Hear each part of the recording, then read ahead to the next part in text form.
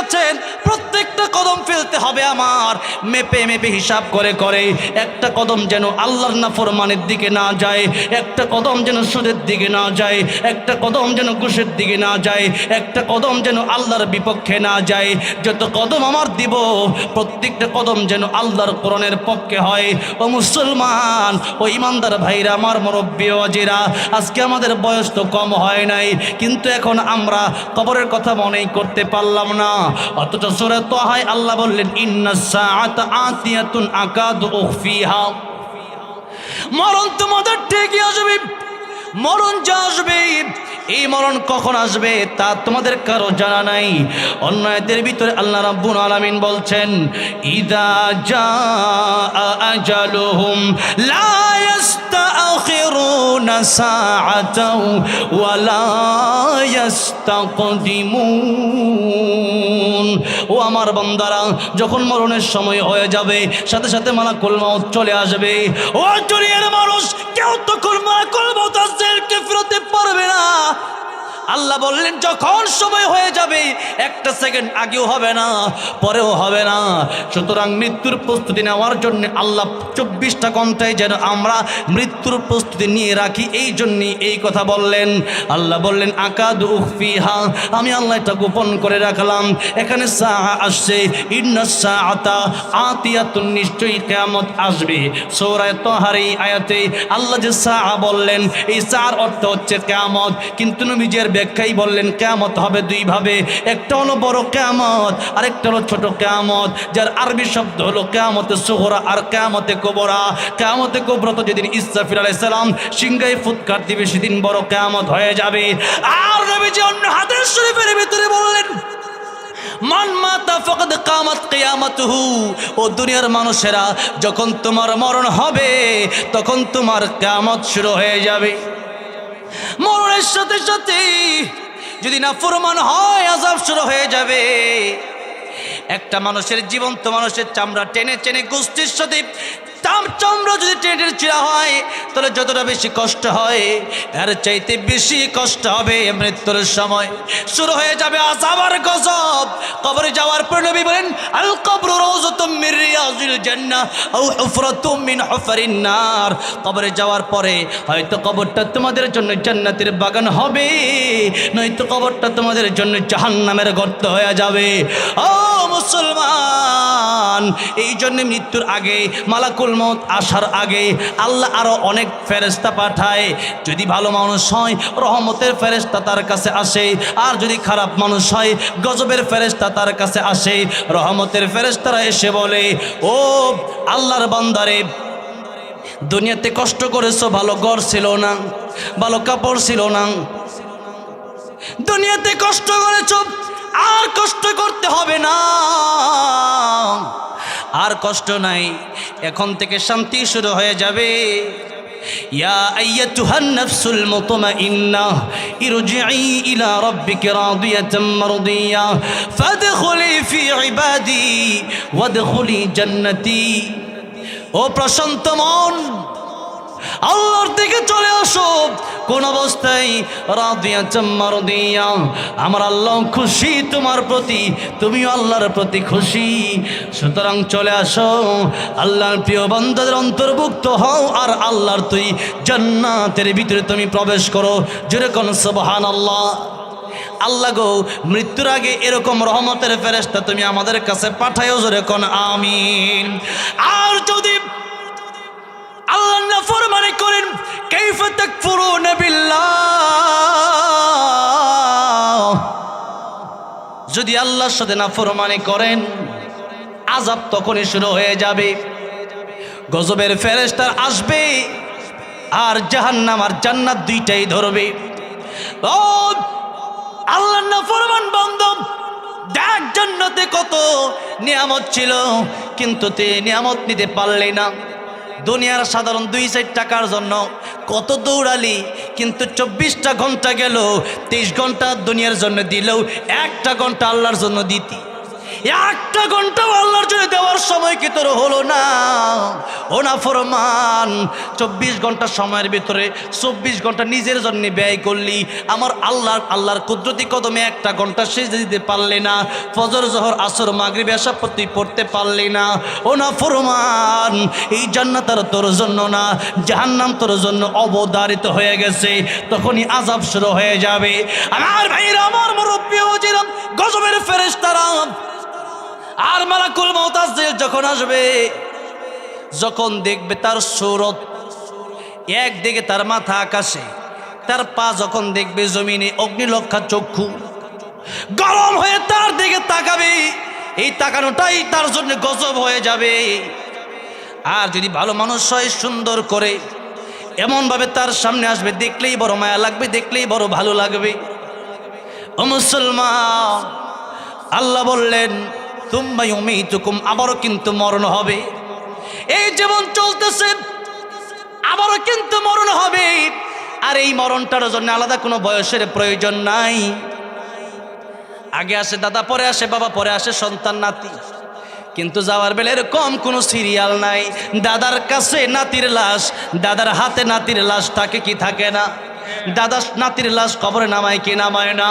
নানা নাতির লাশ কবরে নামায় কি নামায় না? বাবা সন্তানের লাশ কবরে নামায় কি নামায় না?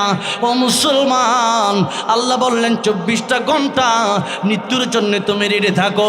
24 ঘন্টা যদি মৃত্যুর জন্য রেডি না থাকো, হঠাৎ করে মালাকুল মউত আজরাইল আসবে, আর ওই সময় মৃত্যুর প্রস্তুতি নেওয়ার সময় আর তুমি পাবা না। এখন অনেকে ঋণ আছে, অনেকে গুনাহ করে ফেলছেন। ফেরাউন তওবা করছিল যখন তার মৃত্যুর সময় হয়ে গেছে। 2 সময় তওবা আর কবুল হয় না। একটা হলো বাদাল গারগারা, যখন জানডানে গলা এই পর্যন্ত আয়া পড়ছে, মালাকুল মউত চলে আসছে, এখন আপনার মরণ হয়ে যাবে, যাবে অবস্থা খারাপ, কথা ঠিক মতো করতে পারেন না। এখন আল্লাহ তওবা করলাম, এখন আর এই তওবা কবুল হবে না। আল্লাহ বলেন এতদিন তুই কোথায় ছিলি? ফেরাউনও বলছিল আনা মিনাল মুসলিমিন, আমিও মুসলমান। কিন্তু আল্লাহ বলেন না, আল আন, এখন আর হবে না। 50 বছর দিলাম, হ্যাঁ 60 বছর দিলাম, এখন আর হবে আসতেছে। আচ্ছা আচ্ছা, ইয়া রাসূলুল্লাহ, ইয়া হাবিবাল্লাহ, যেই মূর্তির কাছে জীবনভর মাথা নত করলাম, এই মূর্তির কাছে আমি বিপদ থেকে বাঁচার জন্য কত দোয়া করলাম, এই মূর্তির কাছে আমার উপর যেন ঠাড়া না পড়ে, আমার উপর যেন আযাব গজব না আসে, এই জন্য কত চাইলাম এই মূর্তির কাছে, রিজিক চাইলাম। কিন্তু এই মূর্তির উপর কুকুর প্রস্রাব করে দিল, এই মূর্তির আমি পিটাইলাম, এই মূর্তির হাত পাও সব ভাঙলাম, এরপরেও মূর্তি আমার সাথে কোনো কথা বলতে পারলো না। সুতরাং ওই মূর্তি কোনোদিন খোদা হতে পারে না। ইয়া রাসূলুল্লাহ, ইয়া হাবিবাল্লাহ, মনে পড়ে দেন লা ইলাহা ইল্লাল্লাহ, লা ইলাহা, লা ইলাহা ইল্লাল্লাহ মুহাম্মাদুর রাসূলুল্লাহ সাল্লাল্লাহু আলাইহি ওয়াসাল্লাম। আমার ভাইরা, আমার মুরব্বী বাজিরা, তাহলে একটা মূর্তি কথাই বলতে পারে না, তার কাছে মাছি আসে, ওই মাছিটা সরাতে পারে না। এই জন্য হিন্দুরা বোঝে বিপদের সময় মূর্তির কোনো কাজ হবে না, ডাকতে হলে সে আল্লাহকেই ডাকতে হবে। আমার ভাইরা, আমার মুরব্বী বাবাজিরা, আজকে আমরা আল্লাহকে ডাকি, কিন্তু আল্লাহর সাথে আমরা শরীক করে ফেলি। আমাদের দেশে এমনও কিছু লোক আছে যারা আল্লাহর চাইতে তাদের নেতার নাম বেশি জপে। তাদের নেতার নাম তারা যেই পরিমাণ জপছে, এই পরিমাণ যদি আল্লাহর নাম জপতো, আমার মনে হয় তাদের জন্য জান্নাত ওয়াজিব হয়ে যেত। কিন্তু আজকে বড় আফসোসের বিষয়, নেতার নাম যতবার জপছে, আল্লাহর নাম ততবার জপে নাই। এই জন্য যে দলে আপনি করেন না কেন, আমি কোন দলের নাম নিচ্ছি না, তবে দলের প্রধান স্লোগান হবে নারে তাকবীর। যেরকম নারে তাকবীর, নারে তাকবীর। দলের প্রধান স্লোগান কি হবে? আল্লাহু আকবার। প্রধান স্লোগান কি হবে? আল্লাহু আকবার। এটাই হবে দলের প্রধান স্লোগান। যারা নেতাকর্মীরা আছেন তাদেরকে আমি বলে দিচ্ছি, আপনাদের কর্মীদেরকে আপনি শিখিয়ে দেন নারায়ে তাকবীর, আল্লাহু আকবার। এই দল বিজয় হবেই হবে, কোনো সন্দেহ নাই। যারা আল্লাহর নাম নিয়ে ঘর থেকে বের হয়, যারা আল্লাহর নাম নিয়ে আন্দোলন শুরু করে দেয়, এরাই ইমানদার। আর ইমানদার যারা, তারা বিজয়ী হবেই হবে, এত কোনো সন্দেহ নাই।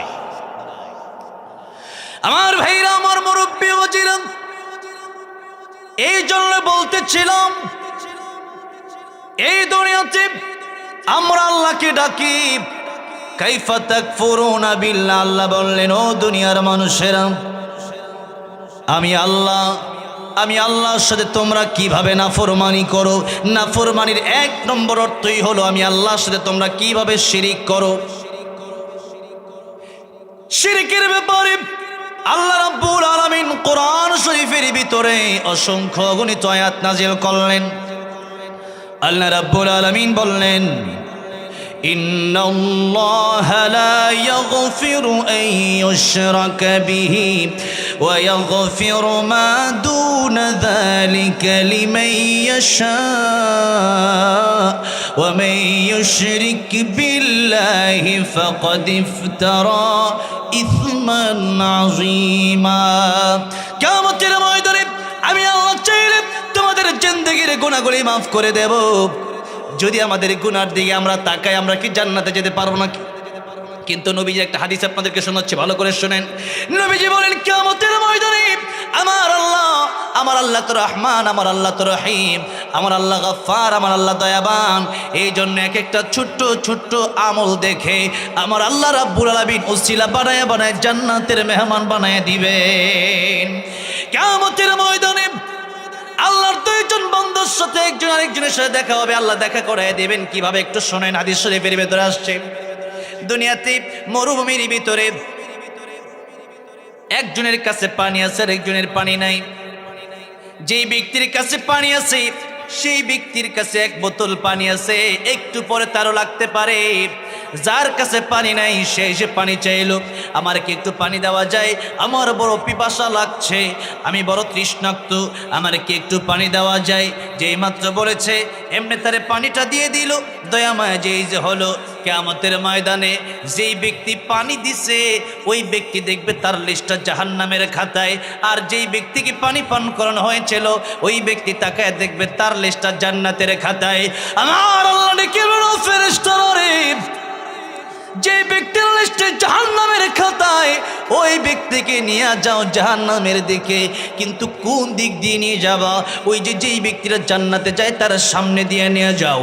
যে সময় তার সামনে দিয়ে নিয়ে যাবে এমন সময় তাকায় দেখবে ওই ব্যক্তিকে দেখা যায় দুনিয়াতে বিপদের সময় যারে পানি পান করাইছিল।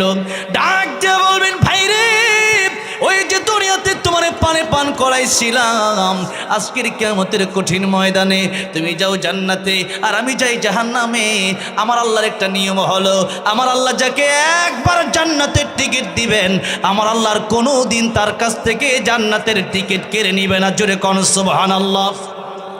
ও ভাই রে, দুনিয়াতে বিপদের সময় তোমার এক গ্লাস পানি পান করাইছিলাম, আজকের কিয়ামতের কঠিন ময়দানে আমি বড় বিপদে পড়েছি, তুমি কি পারো না আল্লাহর কাছে আমার জন্য একটু সুপারিশ করতে? তুমি যদি একটু সুপারিশ আল্লাহর কাছে করো, আমার আল্লাহ রাব্বুল আলামিন তোমার কাছ থেকে জান্নাতের টিকিট ক্যান্সেল করবে না। তোমার টিকিট যেহেতু বাতিল হবে না, তুমি কি পারো না আমার জন্য আল্লাহর কাছে একটু সুপারিশ করবে?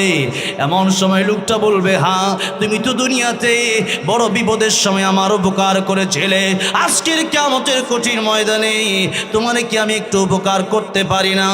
আল্লাহ তাআলা এই লোকটা দুনিয়াতে বড় বিপদের সময় আমার এক গ্লাস পানি পান করেছিল, আল্লাহ রাব্বুল আলামিন তুমি কি পারো না আজকে আমার সাথে তারেও জান্নাতের মেহমান বানাতে?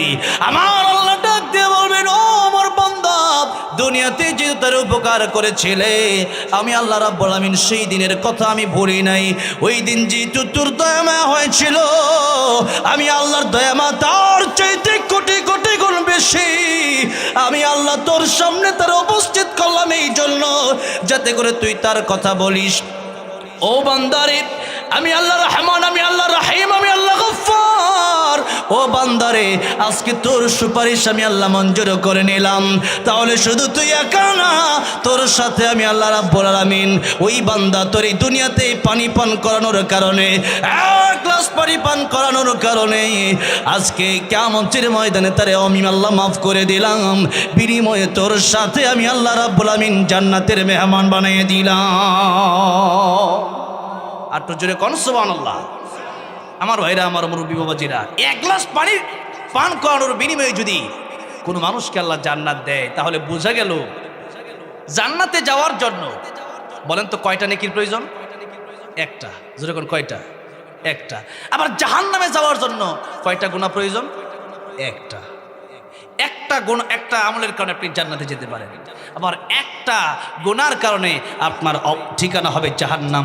এই জন্য আমি বলেছি যে আমল, নেক আমল, এটা যদি ছোট হয় এটা ছাড়া যাবে না, আর গুনাহ যদি ছোট হয় এটা করা যাবে না। আমার ভাইরা, আমার মুরব্বী বাবাজিরা, যেই কথা বলছিলাম, কিয়ামতের ময়দানে আল্লাহ উসিলা দেখে দেখে এক একজন মানুষকে জান্নাতের মেহমান বানায় দিবে। তাহলে আজকে আমরা যারা এখানে বেঁচে আছি, এখন আপনাদের সামনে এই কথাটা বলার উদ্দেশ্য হলো এটা যে আল্লাহ বললেন, ইন্নাল্লাহা লা ইয়াগফিরু আন ইউশরাকা বিহি ওয়া ইয়াগফিরু মা দুনা যালিকা লিমান ইয়াশা। আমি আল্লাহ চাইলে কিয়ামতের ময়দানে তোমাদের সব গুনাহ মাফ করে দেব। বলেন সুবহানাল্লাহ। আল্লাহ বলেন মাফ করে দিবেন, কিন্তু আল্লাহ বললেন শোনো, লা ইয়াগফিরু আন ইউশরাকা বিহি, আমি আল্লাহ চাইলে সব গুনাহ ক্ষমা করে দেব। দুনিয়াতে থাকতে কোরআনে কারীমে আমি আল্লাহ ওয়াদা করলাম, একটা গুনাহ আমি আল্লাহ কখনোই ক্ষমা করব না। এটা ক্ষমারও যোগ্য। ওই গুনার নাম হলো শিরিক। ওই গুনার নাম কি? শিরিক। সূরা লোকমান কোরআন শরীফে 8 জন ব্যক্তির নামে সূরা এসেছে। এর মধ্যে 6 জন হলো নবী আর 2 জন হলেন ওলি। এক নম্বর একজন মহিলা ওলি আর একজন পুরুষ ওলি। মহিলা ওলির নাম মারিয়াম আলাইহিস সালাম আর পুরুষ ওলির নাম লোকমান হাকিম। লোকমান হাকিম আলাইহিস সালাম, ওনার নামে আল্লাহ 21 নম্বর পাড়ায় সূরা নাজিল করলেন। লোকমান আলাইহিস সালাম ছিলেন বড় কালো। কি ছিলেন? বড় কালো, কিন্তু লোকটা ছিলেন বড় ভালো। আজকে আমরা চেহারা যত সুন্দর, মানুষ কিন্তু তত সুন্দর না, ঠিক এরকম। এই ছেলের চেহারা কত সুন্দর, কিন্তু মারে মাইরা লাইছে। এই চেহারাতে লাভ আছে? লাভ আছে। আল্লাহ ডাক দিয়ে বললেন, চেহারা কালো আর ডলার দাম আমি আল্লাহর কাছে নাই। মানুষ লম্বার খাটোর দাম আমি আল্লাহর কাছে নাই। দুনিয়ার গরিবের দাম আমি আল্লাহর কাছে নাই। বংশ বেশি ভালো আর বংশ বেশি উচ্চ অথবা নিচু, এটার দাম আমি আল্লাহর কাছে নাই। ইন্না আকরামাকুম ইনদাল্লাহি আতকাকুম, আমি আল্লাহর দাম আমি আল্লাহর কাছে তার দাম সবচেয়ে বেশি যার অন্তরে তাকওয়া আছে। যার অন্তরে কি আছে? যাদের হৃদয়ে আছে আল্লাহর ভয়, তারা কভু পথ ভুলে যায় না। আল্লাহর প্রেম ছাড়া এই দুনিয়ায় কারো কাছে কোনো কিছু চায় না। রাতের আধারে যারা সিজদাতে রয়, দু চোখের স্রোতে নদী যেন বয়। ছলনার হাত ছানি যতই আসুক, পেছনে ফিরেও তাকায় না। যাদের হৃদয়ে আছে আল্লাহর ভয়, তারা কভু পথ ভুলে যায় না। আল্লাহর প্রেম ছাড়া এই দুনিয়ায় কারো কাছে কোনো কিছু চায় না, ঠিক কি না? এই জন্য আল্লাহরে ভয় করেন। হযরত বেলাল রাদিয়াল্লাহু আনহু বড় কালো। নবী যখন জান্নাতে গেলেন মেরাজের রজনীতে, নবীজি গিয়ে দেখতেছেন টকটক হাঁটার আওয়াজ শোনা যায়। নবী বললেন, জিবরাইল, জান্নাতের ভিতরে কার পায়ের শব্দ শোনা যায়? জিবরাইল বলেন, ইয়া রাসূলুল্লাহ, ইয়া হাবিবাল্লাহ, ওগো নবীজি, হযরতে বেলাল দুনিয়াতে হাঁটে আর তার হাঁটার আওয়াজ আল্লাহর তরি জান্নাতের ভিতরে সে পৌঁছে যায়। হযরতে বেলাল বড় কালো, কিন্তু লোকটা বড় ভালো। লুকমান হাকিম কালো কিন্তু লোকটা বড় ভালো। লুকমান হাকিমের নামে আল্লাহ কোরআনে সূরা নাজিল করলেন। ওই সূরাতে আল্লাহ যে শব্দগুলো যে কথাগুলো তার সন্তানকে তিনি বললেন, তার প্রথম কথাই হলো ওয়াইদ ক্বালা লুকমানু লিবনিহি ওয়া হুয়া ইয়াইযুহু ইয়া বুনাইয়া লা তুশরিক বিল্লাহ ইন্নাশ শিরকা লাযুলমুন আযীম। ও আমার সন্তান, ওয়া মাওয়াহুন নার, জান্নাত তোমার জন্য হারাম হয়ে যাবে আর জাহান্নাম তোমার জন্য ওয়াজিব হয়ে যাবে। এই জন্য শিরকের ব্যাপারে ভালো করে শুনেন। আয়াতে আল্লাহ রাব্বুল আলামিন বলছেন লাইন আশরাকতা লায়াহবাতান্না আমালুক ওয়া লাতাকুনান্না মিনাল খাসিরিন। আল্লাহ নবীকে বলেন, ওগো নবীজি, শিরিক এটা যদি আপনি করেন তাহলেও আপনার পূর্বে যত আমল ছিল আমি আল্লাহ সব আমল বরবাদ করে দেব। যদি কি থাকে? শিরিক থাকে। অনেক গুনাহ তো জীবনে করেন, তবে যদি কোনো কারণে শিরিক করেন আর শিরকে যদি কবরে যান, এক নম্বরে আপনার সমস্ত আমল বরবাদ। আপনি হজ থেকে আসলেন, আপনি আপনার টাঙ্গাইল আসার পরে হঠাৎ করে ফজরের নামাজটা কাজা হয়ে গেল, পড়তে পারলেন না। এখন বলেন আপনার হজ কি বাতিল হবে? হবে না। আপনি নামাজ পড়লেন, বাজারে গিয়ে কোনো একটা মিথ্যা কথা বলেই ফেলছেন, তাহলে আপনার কি নামাজ বাতিল হয়ে যাবে নাকি? নামাজ কিন্তু বাতিল হবে না, মিথ্যার জায়গায় মিথ্যার গুনাহ হবে। এবার আসেন, শিরিক যদি করেন, পূর্বে যা ইবাদত করেছেন সব ইবাদত আল্লাহ বলেন বাতিল, বন্ধ হয়ে যাবে, শেষ হয়ে যাবে, নষ্ট হয়ে যাবে। আমার ভাইরা, আমার মুরব্বী, 2 নম্বর কথা হচ্ছে আল্লাহ রাব্বুল আলামিন বললেন কিয়ামতের ময়দানে, দুনিয়ার কথা ভিন্ন, দুনিয়াতে তওবা করলে কাফের মুশরিকরা আল্লাহ মাফ কইরা দিবেন, কিন্তু কিয়ামতের ময়দানে আপনার অনেক গুনাহ আছে, এরপরেও আল্লাহর ইচ্ছা হইছে আল্লাহ সব মাফ করে দিবে, কিন্তু শিরিক যদি কোনো কারণে থাকে আল্লাহ মাফ করবে না। আমার ভাইরা, আমার মুরব্বী, 3 নম্বর লাস্ট কথা হচ্ছে আমাদের সফলতার ব্যাপারে আল্লাহ রাব্বুল আলামিন কোরআন শরীফে আয়াত নাজিল করেছেন, ফামান যুহজিহা আনিন নারি ওয়া উদখিলাল জান্নাতা ফাকাদ ফাজ ওয়া মাল হায়াতুদ দুনিয়া ইল্লা মাতাউল গুরুর। আল্লাহ পাক বললেন, ও দুনিয়ার মানুষেরা, সফলতা কোন জায়গায়? যারা জাহান্নামের আগুন থেকে বেঁচে জান্নাতে যেতে পারবে, এরাই হবে প্রকৃতপক্ষে সফল কাম। এরা কি সফল কাম? বাড়ি গাড়ি, ব্যাংক ব্যালেন্স, জমি জায়গা আর অনেক কিছুই হবে, কিন্তু এগুলোর নাম সফলতা আল্লাহ বলেন নাই। আল্লাহ বলেন ওয়া উদখিলাল জান্নাত, জান্নাতে যদি প্রবেশ করতে পারো এটাই হবে তোমার জন্য সফলতা। সুতরাং কিয়ামতের ময়দানে কেউ যদি জাহান্নামের আগুনে জ্বলে আর জাহান্নামের আগুন যদি তার জন্য ওয়াজিব হয়ে যায় আর যদি জান্নাত তার জন্য হারাম হয়ে যায়, তাহলে বলেন তো এর চাইতে কষ্ট আর কিছু হতে পারে নাকি? এর চাইতে কষ্ট আর কিচ্ছু হতে পারে না। এই জন্য শিরক যদি আপনার অন্তরে থাকে, আপনার জবানে থাকে, আপনার কাজে কর্মে থাকে, তাহলে সেই শিরক এখনই ছেড়ে দেওয়ার দরকার আছে না নাই? শিরিক করা যায় 3 ভাবে। কয় ভাবে? 3 ভাবে। 1 নম্বরে আপনার অন্তর দিয়ে আপনি শিরিক করবেন। মানুষের অন্তর দিয়ে মানুষ শিরিক করে। কিভাবে? যেমন আপনি মনে করলেন, মনে মনে ভাবলেন আর কি, যে আমার আল্লাহ বাচ্চা দিতে পারে, সন্তান দিতে পারে, আর আমার বাবাও সন্তান, পীর বাবাও সন্তান দিতে পারে। এই কথা যদি আপনি চিন্তা করেন শুধু, এটা কি হবে? শিরিক হবে।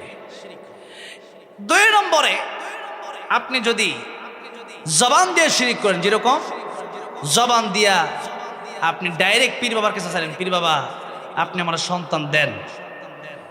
অথবা আমরা অনেক সময় মুখে মুখে এই কথা বলি যে ক্ষমতার উচ্চ জনগণ, যেরকম নাউজুবিল্লাহ, সকল ক্ষমতার মালিককে, তাবারাকাল্লাযী বিয়াদিহিল মুলক ওয়া হুয়া আলা কুল্লি শাইইন কাদির। আকাশ, এই জমিন, এই সব কিছুর একচ্ছত্র মালিকানা কার? আল্লাহ। সুতরাং এই দুনিয়াতে যেহেতু মালিক আল্লাহ, আইন চলবে, হুকুম চলবে কার? মনে করেন একটা কোম্পানিতে আপনি চাকরি করেন, এখন মালিক যে হুকুম দিবে, ওই মালিক যেটা বলবে ওইটাই হচ্ছে আইন। আর ওই আইন মানা আপনার জন্য ফরজ কি ফরজ না? ওই আপনার মানতে হবে, না মানলে আপনাকে বেতন দেওয়া হবে, মালিক আপনারা বের করে দেবে। এখন আমি কোম্পানির মালিক না, আমি যদি আপনাকে বলি দোস্ত চলো একটু ঘুরে আসি, আপনি কি যাবেন আমার সাথে নাকি? যাবেন না। কেন?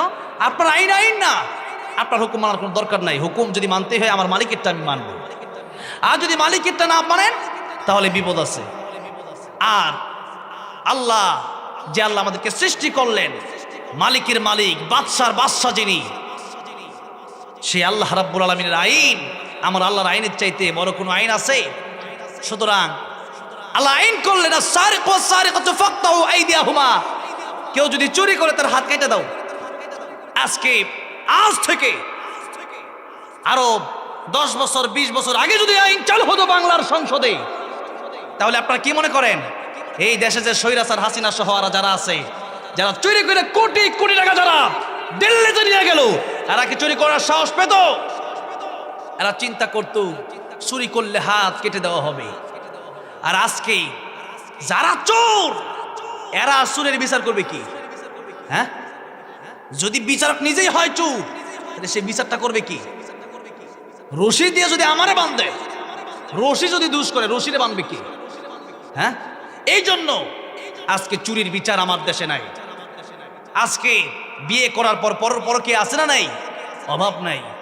বিয়ে করার পরেও জিনা, এই জিনার শাস্তি হলো তারে মাটিতে গেড়ে এরপরে তার পাথর মারতে মারতে তাকে মেরে ফেলতে হবে, শেষ করে দিতে হবে তাকে। এই শাস্তিগুলো কি আছে নাকি আমাদের দেশে?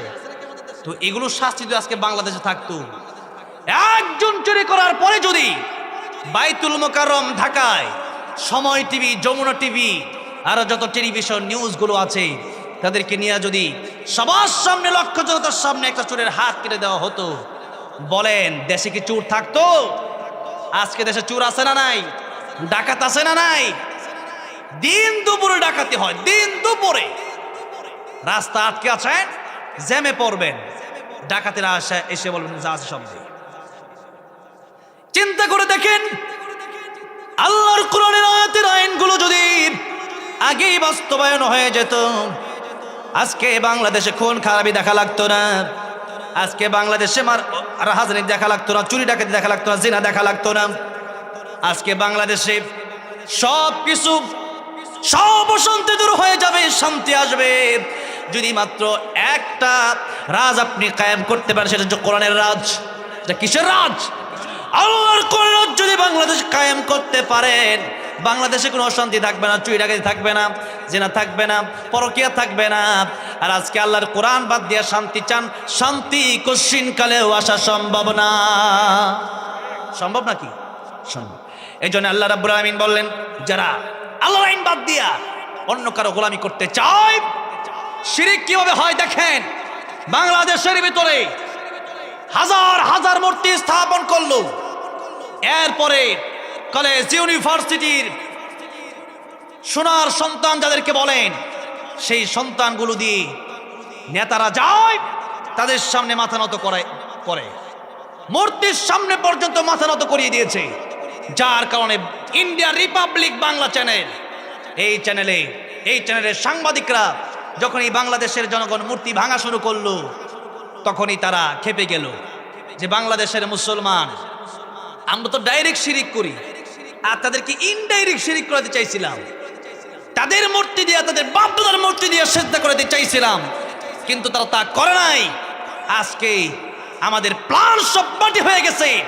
এই জন্য তারা বলতেছে ডক্টর ইউনূস ওইটা করে কেন, ওইটা কেন শুরু পোড়াবাড়ি কি শুরু করছে বাংলাদেশে, দেখেন বাংলাদেশ ধ্বংস হয়ে যাচ্ছে। এই সমস্ত কথাবার্তা ওই ইন্ডিয়ার সাংবাদিকরা আমাদের বিরুদ্ধে বলতেছে। আমাদের দেশ, আমাদের কোনো সমস্যা নাই, আর তাদের কাছে সমস্যার অভাব নাই। আজকে নিজের সন্তান নিয়ে কথা বলে না, কিন্তু সৎ মা দেখবেন আদর করে অন্যটার। কি সমস্যা? কি সমস্যা? হলো এটা যে আমার সন্তান বড় হয়ে হাঁটবে, আর সেই জন্য হাঁটতে না তারা একবার পঙ্গু করে দিতে চায়। আজকে বাংলার জনগণকে তারা একদিকে শিরিক করে না, আরেক দিকে শিরিক করানোর জন্য তারা পাগল পারা হয়ে গেছে। আজকে তাদের প্ল্যান মাটি হয়ে গেছে। কষ্ট তো লাগবেই আমার ভাইরা, আমার মুরব্বিবাজিরা। আমরা ইনডাইরেক্টলি কত শিরিক করছি আজকে আমরা জানিও না। আল্লাহ যেটা দিতে পারে, দুনিয়ার কোন পীর বাবা সেটা দিতে পারে না। দুনিয়ার কোনো নেতা সেটা দিতে পারে না। এই যে মাহফিলে বসে আছেন শত শত লোক আমার সামনে, আমিও আপনাদের সামনে বসে আছি, বলেন তো দেখি এখানে যদি আজকে কেউ মারা যায়, স্টেজের ভিতরে আমি মারা যেতে পারি কি পারি না? আপনারা মারা যেতে পারেন কি পারেন না? স্টেজের ভিতরে ফিরোজ শাহী গান গাচ্ছিল, 1 মিনিটের নাই ভরসা, সাঙ্গ হবে রং তামাশা, দম ফুরাইলে বন্ধু চক্ষু বুঝিলে। এই গান গাইতে গাইতে তার মরণ হয়ে গেল। কত শ্রোতা এই মাহফিলে বসে বসে ওয়াজ শুনতে শুনতে মরণ হয়ে গেল। আচ্ছা, কেউ যদি মরে যায়, কারো ক্ষমতা আছে যে এখান থেকে তার আবার উদ্ধার করে তার আবার জীবনটা দিবে? বলেন আছে? নাই। এই জন্য কবি বলেছেন, ইঞ্জিনটা চইলা গেলে হায় রে হায় রে হায়, ডাব্বাটা পয়রা রইবে এই যে দুনিয়ায়। ইঞ্জিন চলে গেলে পুরা ডাব্বার কোনো দাম নাই। এই ইঞ্জিন, রুহ নামক ইঞ্জিন যদি চলে যায়, এই বলের আর কোনো দাম নাই। যে স্ত্রী ছাড়া আপনি ঘুমাতে পারেন না, যে স্ত্রী আপনাকে ছাড়া ঘুমাতে পারে না, আপনার টাকার বাড়ি গাড়ি অর্থ করে সম্পদের অভাব নাই, কিন্তু আপনার খালি বডি আর ঘরের ভিতরে রাখা হবে না, বরং আপনার লাশটা বাইরে রেখে দেওয়া হবে। যেহেতু রুহ নাই, আমি আর জুবাইর নাই, যেহেতু রুহ নাই এই জন্য আপনার জসিম নাই, যেহেতু রুহ নাই আপনি আর আব্দুর রহমান নাই, যেহেতু রুহ নাই এই জন্য আপনি আব্দুর রহিম নাই। রুহ নাই মানে আব্দুর রহিম চইলা গেছে, রুহ নাই মানে আব্দুর রহমান চইলা গেছে, রুহ নাই মানে জুবাইর চইলা গেছে, রুহ নাই মানে জসিম চইলা গেছে। এখন তার নাম হয়ে গেছে লাশ, এখন তার নাম হয়ে গেছে লাশাই, কিচ্ছু নাই খালি বলি একদিন তোমারই নাম মসজিদে হবে এলান। তৈরি থেকো তৈরি রেখো কবরের মাল সামান, একদিন তোমারই নাম মসজিদে হবে এলান। মসজিদে এলান হয়ে যাবে। আব্দুর রহিম ইন্তেকাল করেছে, আব্দুর রহমান ইন্তেকাল করেছে, আব্দুল সত্তার ইন্তেকাল করেছে, আব্দুল গফুর ইন্তেকাল করেছে। ইন্তেকাল মানে এই দুনিয়া থেকে পরপারে চলে যাওয়া, এই দুনিয়া থেকে আল্লাহর দরবারে চলে যাওয়া, এই দুনিয়া থেকে কবরে চলে যাওয়া, এক জায়গা থেকে আরেক জায়গায় যাওয়াকেই ইন্তেকাল বলা হয়। ইন্তেকাল করেছে মানে আব্দুর রহিম ইন্তেকাল করেছে, আব্দুর রহমান এক জায়গা থেকে অন্য জায়গায় চলে গেছে। সুতরাং আব্দুর রহমান আর নাই, আব্দুর রহিম আর নাই, খালি ডাব্বা পড়ে আছে, লাশ পড়ে আছে। কত তাড়াতাড়ি আপনাকে দাফন দেওয়া হবে এই চিন্তায় মানুষ অতিষ্ঠ হয়ে যাবে। ঠিক বলতেছি,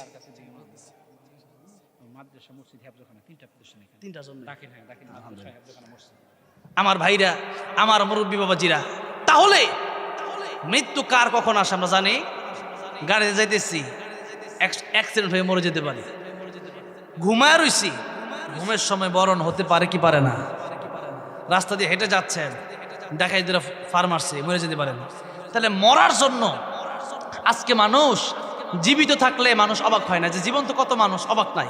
এই যে কথা বলতেছি, এটাই অবাক হওয়ার বিষয় ছিল, যে কেমনে কথা বলতেছি, আল্লাহর কি কুদরত। এই যে চোখে দেখতেছি আল্লাহর কি কুদরত, বন্ধ করলাম আর দেখি না।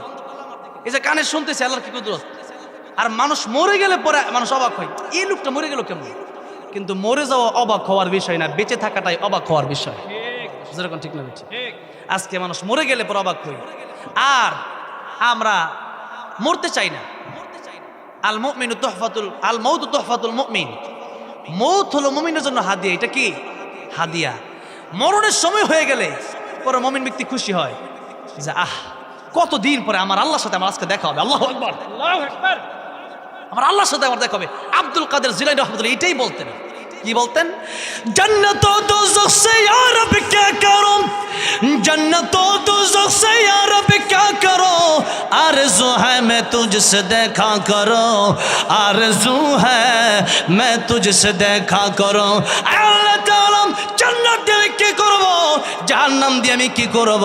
আল্লাহ জাহান্নামের এক কর্নারেও যদি তুমি আমার দিয়ে দাও, জাহান্নামে যেতেও রাজি আছি, কিন্তু তোমার দিদার নসিবে না হলে আমি আব্দুল কাদের অন্তর ঠান্ডা হবে না, চিৎকার মেরে বলা যাবে না সুবহানাল্লাহ। আব্দুল কাদের জিলানী রহমাতুল্লাহ, যারা তাহাজ্জুদের নামাজ পড়ে, যারা 5 ওয়াক্ত পড়েন, তাদের কথা তা তো ফরজে ডিউটি করতেই হবে, কিন্তু আল্লাহরা যারা বেশি ভালোবাসে এরা গভীর রাতে আর ঘুমায় না। সুজদা ওয়া কিয়ামা, রাত যখন গভীর হয়ে যায় তখন তারা আল্লাহর কুদরতি পায়ে সিজদা দেওয়ার জন্য সিজদা দেয় আর কান্দে, এটা তাদের ভালো লাগে। যেরকম ঠিক না ঠিক? আমার ভাইরা, আমার মুরব্বী বাবাজিরা, যখন মরণের সময় হয়ে যাবে তখন আল্লাহর পক্ষ থেকে আল্লাহ ফেরেশতাদেরকে বলে যে যাও, আমার পক্ষ থেকে তোমরা তাদের কাছে সালাম দাও। সালাম কোন সুবহানাল্লাহ। দুনিয়ার একজন বন্ধু অনেক ভালোবাসা আরেকজন বন্ধুকে, অথবা প্রেমিক প্রেমিকা, কথার কথা আছে দুনিয়াতে। এখন যে 1 বছর 2 বছর কথা কয় না, হঠাৎ করে প্রেমিক প্রেমিকারা চিঠি পাঠাইছে, প্রেমিকার দিকে কো আমার প্রেমিকা আমার চিঠি পাঠাইছে, আল্লাহু আকবার, কি খুশি। আর আল্লাহ আমাদের সবচেয়ে প্রিয় বন্ধু কে? আল্লাহ। আল্লাহ, এরপর হইল রাসূল, এরপরে ইমানদার ব্যক্তিরা। এখন আল্লাহ হইল আমাদের সবচেয়ে প্রিয় বন্ধু, এবং এই কথাটা আল্লাহ কোরআনে কিভাবে বললেন? আল্লাহ বললেন ওয়াল্লাযীনা আমানু আশাদ্দু হুব্বান লিল্লাহ।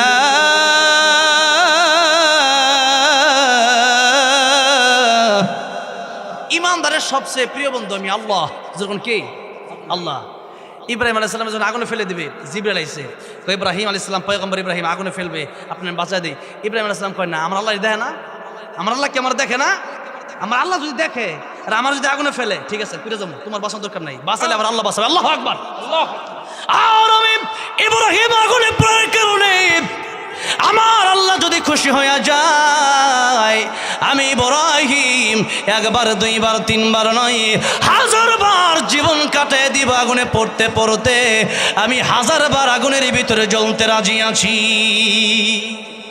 আল্লাহ কইয়া নারু কুনি বারদান ওয়া সালামান আলা ইব্রাহিম, আগুন আমার ইব্রাহিমকে তুমি স্পর্শ করবে না, একটা পশম যেন না পড়ে, বরং জান্নাতের মতো আরামদায়ক হয়ে যাও। ইব্রাহিম আলাইহিস সালাম এই পৃথিবী থেকে যখন চলে যাবেন, পৃথিবীর মানুষকে ডেকে বললেন, পৃথিবীর মানুষেরা রে, দুনিয়াতে কত জায়গা দেখলাম, কত জায়গায় গেলাম রে, আমি যখন সে আগুনের ভিতরে গেলাম, 40টা দিন নমরুদের আগুনের ভিতরে আমি ছিলাম, ওই 40টা দিন যত শান্তিতে আমি ছিলাম, আমি পয়গম্বর ইব্রাহিম এত শান্তির জায়গা পৃথিবীর জমিনে আর কোথাও দেখি না। চিন্তা করে দেখেন, ইব্রাহিম আলাইহিস সালাম কয়, জিবরাইল তুই বাঁচাবে কেন? বলতে পারতেন, কিন্তু বলেন নাই, তুমি বাঁচালে সরাসরি আমার আল্লাহ আমার বাঁচাবে। আল্লাহু আকবার। আর আল্লাহ যদি খুশি হয়ে যায় যে আমি আগুনে পড়বো, এতে যদি আমার আল্লাহ খুশি হয়, আমি 1000 বার আগুনে জ্বলবো, তাতে কোনো আফসোস তাই, আমার আল্লাহ তো খুশি হইব। আল্লাহু আকবার কোন আব্দুল কাদের জিলানী বলেন, আল্লাহ জাহান্নামে যদি জ্বলি আর যদি তোমার পাওয়া যায়, আমি জাহান্নামে যাবো কোন সুবহানাল্লাহ। দেখেন আল্লাহর জন্য কি ভালোবাসা, আল্লাহর জন্য কি মুহাব্বত।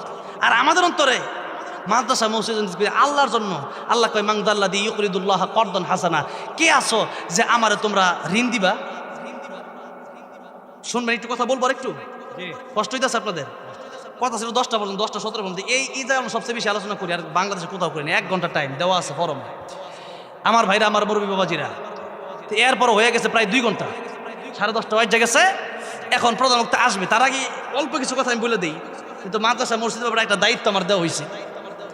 এই আয়াত যখন নাজিল হলো সূরা হাদিদের, একটা ইহুদি 10:30 পরে কিন্তু করবো 10:30 লাস্টে, এত আমি আলোচনা করি না, এখন পারি না, আমি আর কোলায় না আমার ভাইরা, আমার মুরব্বী বাবাজিরা, দেখেন আর মাত্র 10 মিনিট পরে আমি শেষ করে দেবো। আমার ভাইরা, আমার মুরব্বী বাবাজিরা, দেখেন আল্লাহ যখন কোরআনে আয়াত নাজিল করলেন, মাংদাল্লাযী ইউকরিদুল্লাহ করদান হাসানা, আল্লাহ বলেন কে আছে যা আমার ঋণ দিবা? আচ্ছা এখন আপনারা বলেন, আল্লাহর কি ঋণের দরকার আছে? আঙ্গনা ঋণের দরকার আছে, যেরকম ঠিক না বেঠি? এই আয়াত নাজিল হওয়ার পরে এক ইহুদি আবু বকর সিদ্দিক রাদিয়াল্লাহু আনহুর সামনে এই কথা বলল যে দেখ, এতদিন ভাবছিলাম মুহাম্মদ ফকির, নাউজুবিল্লাহ কর, এখন দেখি তার আল্লাহ ফকির, নাউজুবিল্লাহ জোরে বলবেন না, এখন দেখি তার আল্লাহ ফকির। ও কেলিগা, ও দেখ আল্লাহ নাকি কোরআনে আয়াত নাজিল করছে, মাংদাল্লাযী ইউকরিদুল্লাহ করদান হাসানা, কে আসো যে আল্লাহর ঋণ দিবা? এই কথা যখন বলছে যে তারা মোহাম্মদ আল্লাহ ফকির আবু বকর সিদ্দিক একটা থাপ্পড় মারছে তার গালে কষায়া, যেরকম সুবহানাল্লাহ। আমরা আমাদের ব্যক্তিগত আক্রমণ আসলে আমরা চুপ থাকতে পারি, আমাদের পরিবার নিয়ে আমরা বললে আমরা চুপ থাকতে পারি, কিন্তু আমাদের কাছে আমার জীবনের চাইতে ঈমান বড়, আমার জীবনের চাইতে কোরআন বড়, আমার জীবনের চাইতে আল্লাহ রাসূল বড়, আমার জীবনের চাইতে আমার আল্লাহ বড়। সুতরাং আমাকে বললাম চুপ থাকতে পারি, আল্লাহ আল্লাহ রাসূলের বিরুদ্ধে বললাম চুপ থাকতে পারি না, জিহ্বা কেটে দেওয়া হবে, যেরকম ঠিক না বেঠিক। এই জন্য আমি কিন্তু প্রতিবাদ ছাড়া থাকি না।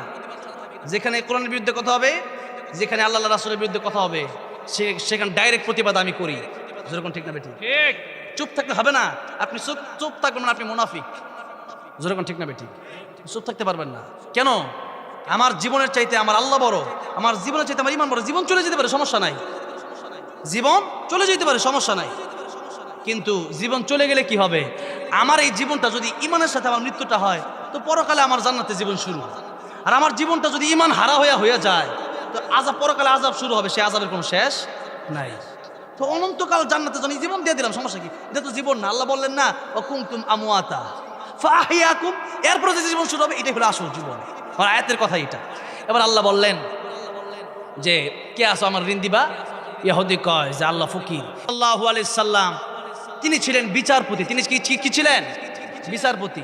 তিনি ছিলেন প্রধানমন্ত্রী, তিনি ছিলেন প্রেসিডেন্ট। তিনি কি ছিলেন? প্রেসিডেন্ট ছিলেন।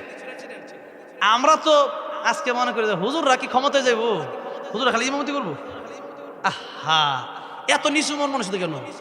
এই দেশে যদি হুজুররা দেশ যদি চালায়, দেশ হবে সবচেয়ে শান্তির দেশ।